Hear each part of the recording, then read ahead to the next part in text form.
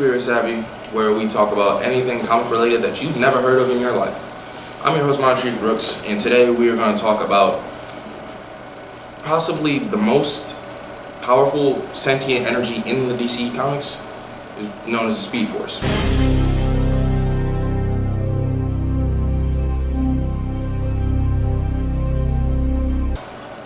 Now, the Speed Force is an extra-dimensional energy that basically surrounds the outer edge of the universe. It's completely sentient, so it knows what it's doing, and it can bless several beings to give them powers based on speed, time, and anything of the sort, such as vibrokinesis, chronokinesis, super speed, possibly even flight if you know how to use it right, and the ability to time travel. Now, if you've seen the CW's interpretation of the Flash, then you've seen quite a bit of this, but there's a lot in the comics that they've yet to show you. But today, we're just going to get into the known Speed Force conduits. Now, I'm not going to say every Speed Force conduit, because there are several that even I don't know about, such as the Tornado Twins, the kids of Barry Allen and Iris West, or Bart Allen. I don't really know much about him. I mean, I might be getting into him, I'm not exactly sure. But yeah, he's just a mystery to me because of how his origins have come to change. But to start off, we're going to talk about Jay Garrick. Jason Peter Garrick was the first Flash that existed in the Golden Age. He was not truly connected to the Speed Force in the beginning of his career until meeting Barry Allen. Actually, he had existed in a separate universe entirely before the storyline of Flash on Two Worlds had occurred, and then Infinite Crisis had combined their worlds, making him a past Flash instead of another Flash. Now, his speed was based off of a formula he created called Velocity 9, meaning he was not connected to the Speed Force at all. It wasn't until meeting Barry Allen that he actually developed a connection. This actually means, though, that if anybody else would be cut off from the Speed Force, that he would be the only one that would still have his own natural speed. Being the predecessor of Barry Allen and Flash to come, he was also a member of the Justice Society, which came before the Justice League. And, I mean, that's really all there is to know about him. I mean, he shows up several times in the comics to help out on occasion because, he's old. As much as he can run fast, he's old. It's gonna hurt. But second, the most known speedster that came with TV, comics, I mean, unless you want to count the Justice League cartoon where it was Wally West, but we're not gonna count that. Not this time anyway. Barry Allen, Bartholomew Henry Allen, the most known speedster in any continuity. Now, his connection to the Speed Force, what most people don't know, is that he actually is the one who creates it. When he runs, the Speed Force forms. It's basically a chicken and egg scenario. The Speed Force exists to create Barry Allen, the Flash, so the Flash can create the Speed Force, and so on and so forth. It's just a time loop. Now, if you don't know much about the Flash and his powers, then you know that it includes a lot of time-based themes, which can make everything very confusing. Now we have Wally West. Keep in mind that there are now within the comics 2 Wally Wests. There is pre-New 52, and then there's New 52. Now, pre-New 52 Wally West is actually known to be the fastest speedster ever. In his run as the main story Flash, he became the fastest, achieving a form known as Nirvana within the Speed Force, basically making him a god of the Speed Force. Now, he was erased within the New 52, but he was the only one who stayed back, the only one who was able to see what had happened. He tried to warn so many, but he couldn't actually communicate with them. Until in his last moments where he thought he was going to die, Barry Allen pulled him out of the Speed Force, bringing him into the new continuity. Now, he is on the team known as the Titans. Don't get it confused with the Teen Titans. It's the Titans, including Nightwing, Omen, Wonder Girl, Tempest, and so forth. Like older versions, kids that used to be sidekicks but grew up to become their own separate heroes. And he also goes by Flash. But yeah, that's basically it. So now we have practically 3 flashes in the main continuity. Now we're going to get into Wally West of the New 52. This Wally West is actually African American. Instead of being the old one we know that was Caucasian with red hair, he's African American with brown hair and a lot younger.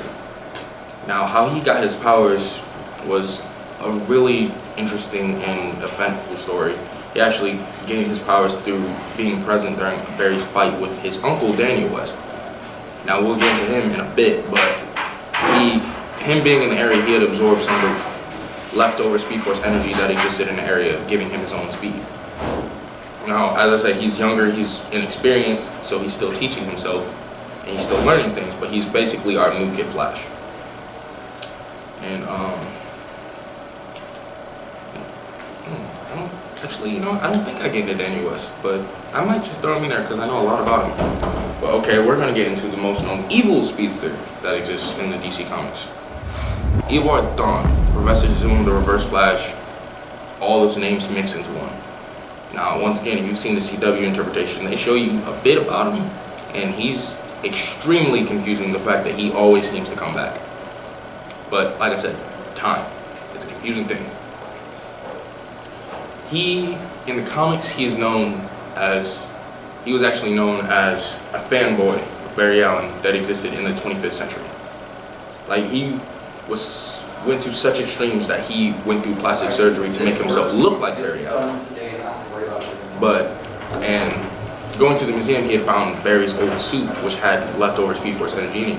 Using it, he used it to travel back in time to try and meet Barry Allen, not knowing that he would appear in the time where Wally West had taken over as the main Flash. But also doing this, he had discovered that he was destined to become the Flash's greatest enemy. Not being able to handle this, it broke his mental capacity. I wouldn't say making him insane, but he was unstable.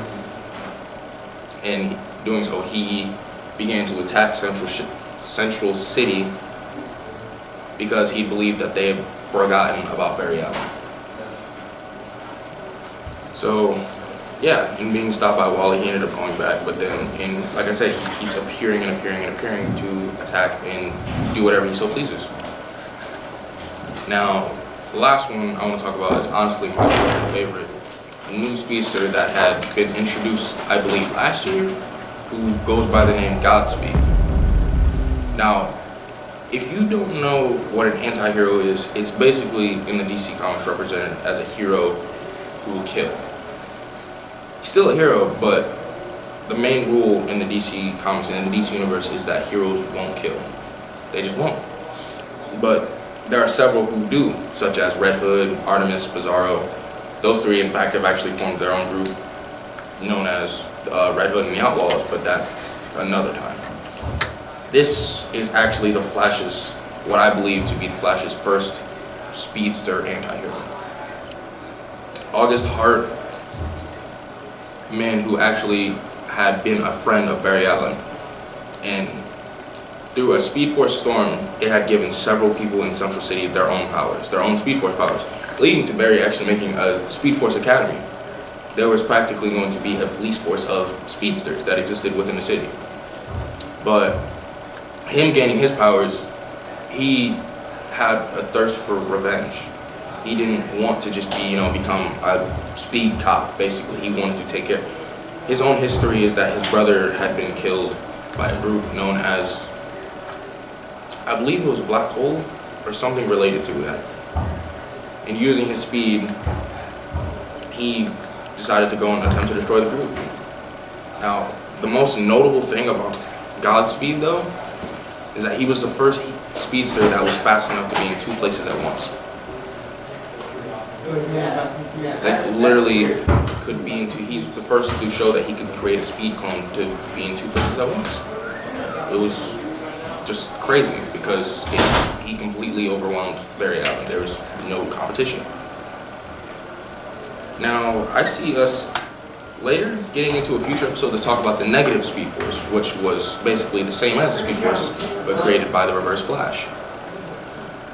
We'll get more into that, though, later.